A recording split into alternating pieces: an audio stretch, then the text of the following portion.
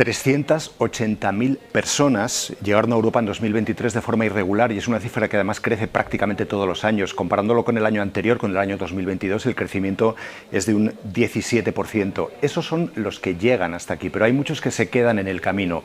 Ahora, una investigación del país con otros medios internacionales y Lighthouse ha descubierto que parte de las personas que son capturadas en Mauritania, en Túnez o en Marruecos acaban en el desierto. Los tres países están utilizando fondos europeos contra la inmigración irregular para llevar a miles de personas a lugares remotos del desierto donde permanecen durante semanas e incluso les capturan varias veces y les llevan varias veces hasta sitios remotos en donde la vida es prácticamente imposible. Uno de los ejemplos, una de las personas protagonistas de esta investigación es una de las víctimas de estos procesos de deportación a lugares inhóspidos. Es la historia de François. El viaje de François es el viaje de un hombre que fue desterrado en el desierto y sobrevivió.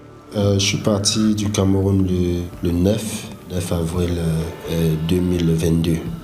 Después de casi un año de travesía, François consiguió llegar a Túnez y desde allí intentó llegar a la isla italiana de Lampedusa con su esposa y el hijo de ella, de 6 años. On est accosté par un bateau de la garde nationale. Il nous intime l'ordre à distance et d'arrêter le moteur. Le capitaine ne s'exécute pas au maximum et il dessine un grand cercle autour de nous. Et ce cercle a pour effet de créer des grandes vagues pour nous faire tomber. J'ai peur, je me dis, c'est fini. En la patera viajaban 30 personas y todos fueron arrestados y trasladados a una instalación policial en la ciudad costera de Sfax. Tras pasar varias horas en un centro de detención, los subieron a él y a otros 300 migrantes en varios autobuses. Después de 6 horas de trayecto, los llevaron a una zona desértica cerca de la frontera argelina. Ils nous demandent de traverser en nous disant, là-bas c'est l'Algérie. Suivez la lumière et ne revenez pas ici. Si on vous revoit ici, on va vous tirer dessus. Pero el ejército argelino lanzó disparos de advertencia para impedir que avanzaran. Caminaron 9 días entre zonas boscosas y montañosas hasta que llegaron a un lugar poblado. On avait 2 femmes enceintes dans le groupe. On avait un petit qui avait reçu un coup de la garde nationale au niveau du tendon d'Achille. Donc il n'arrivait plus à marcher. Donc, et j'avais l'enfant qui faisait en moyenne 50 km tous les 2 jours. On était déjà complètement à sec. Il faut qu'on trouve quelqu'un qui peut nous trouver même de l'eau. Quand on commence à halluciner sur des choses qu'on devrait avoir naturellement. J'étais très très fatigué. Bueno, es parte de la historia que podéis ver completa en el diario El País, la historia de François y toda esta investigación. María Martín ha participado en la investigación por parte del periódico, es periodista especializada en temas de inmigración, y Klaas van Dijken es fundador y uno de los directivos o de los directores de Lighthouse Report, que ha llevado a cabo también esta investigación en coordinación con todos estos medios internacionales. Klaas, para empezar, ¿cómo se inicia la investigación? ¿Cuál es la pista que os dice que ahí tenemos una historia? Durante mucho tiempo he estado siguiendo la historia de la externalización de la inmigración por parte de la Unión Europea, lo que significa para la gente sobre el terreno en los países del norte de África cuando Europa está intentando evitar que los inmigrantes entren en Europa. Nuestro interés comenzó cuando investigamos con El País hace un año la masacre de Melilla y descubrimos que a mucha gente la metían en autobuses y la llevaban a áreas remotas.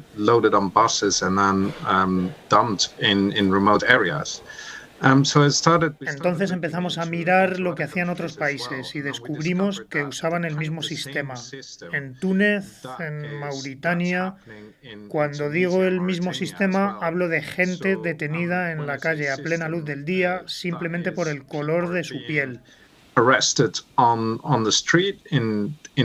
Se les mete en camionetas blancas y les llevan a centros de detención y luego en autobuses que les llevan a áreas fronterizas o remotas y son abandonados allí, en pleno desierto, muchas veces sin comida y sin bebida. People are being left sometimes in the desert without food, often without food and water.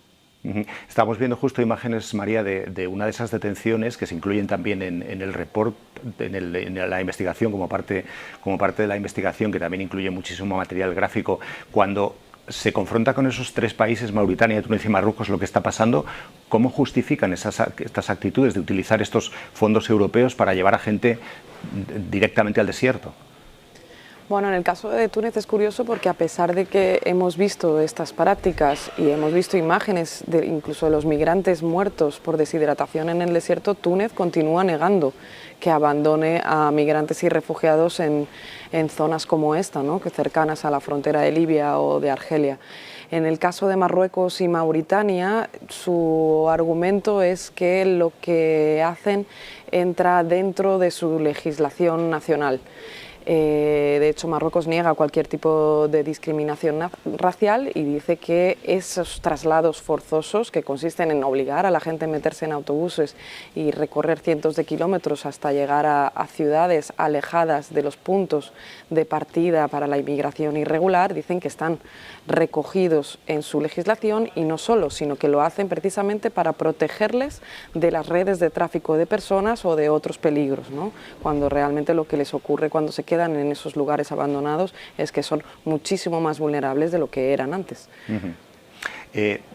¿La Unión Europea sabe que todo esto está pasando? ¿Does the European Union knows that this is happening, Klaas?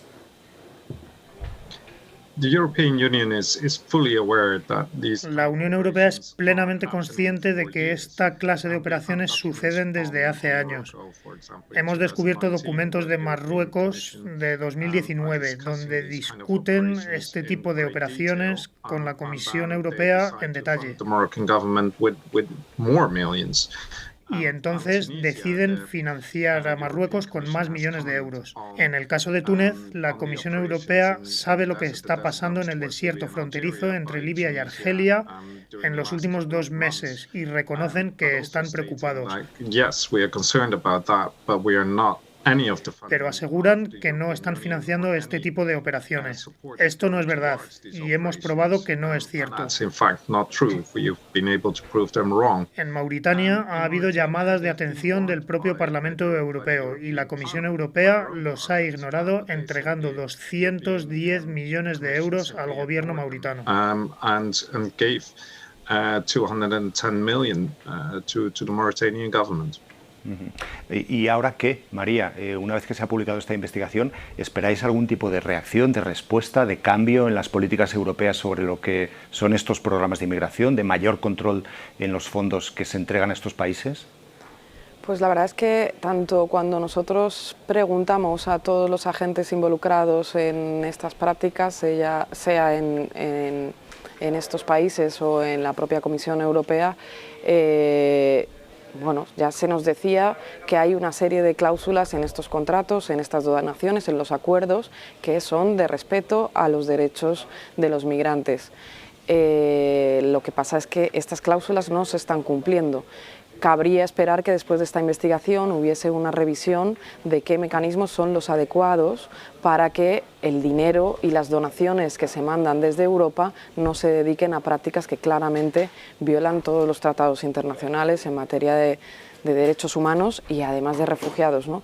La respuesta que hemos recibido después de la publicación de esta investigación no es muy alentadora. No hay de momento ningún atisbo de que se vayan a revisar estas prácticas, estas cláusulas y el cómo crear nuevos mecanismos, ya que los actuales no funcionan o no se están aplicando para que esto no siga ocurriendo.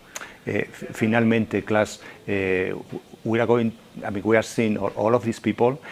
What is the exit for them? How can they just get out from the desert? What's the end story for many of them when they are in this situation? ¿Cómo salen de ahí? Una vez que están abandonados en el desierto, ¿qué fórmulas tienen para poder sobrevivir o para salir de ese infierno?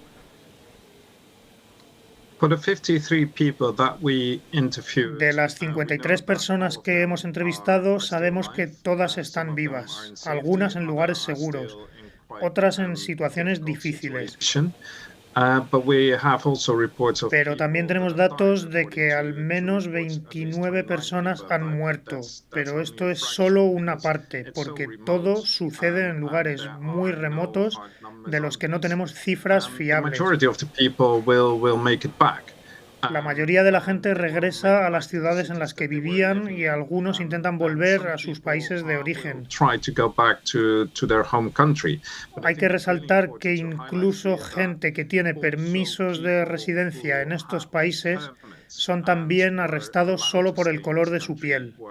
Hay miles de personas trabajando en el norte de África que están viniendo de forma legal y que se ven afectados por este sistema. Hay también informes de otras personas que terminan en bandas que trafican con personas para entregarlos a milicias y que son torturados y grabados en vídeo para enviárselos a las familias para obtener rescates. And being videoed at the same time, and these videos are being shared with the family to get a higher fee. Klaas van Dijken, thank you so much. Congratulations for the investigation. Gracias, muchas gracias por estar en el programa. Y María Martín, gracias también y enhorabuena, claro.